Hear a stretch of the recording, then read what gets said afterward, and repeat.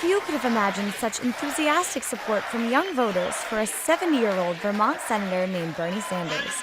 But this election season would bring out some of the largest crowds of millennial voters since President Barack Obama's 2008 campaign.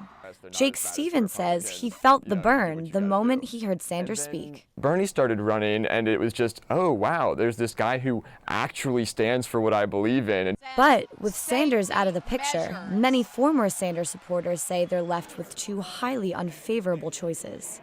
None of these, I think, are good solutions, but it's kind of pick the best one. It's a tough choice for millennials, who are notorious for not showing up on Election Day. But the 2016 election could have significant consequences for young people. Political professor Beatrice Cortez believes millennials are aware of that. Really, I know that, the millennials are trustworthy, and they will do the right thing for their own country, because whatever happens now is their future. For some young voters, the choice in 2016 could come down to the lesser of two evils. Given the two candidates, it's obviously going to be a very important election going forward. Each has a very different message.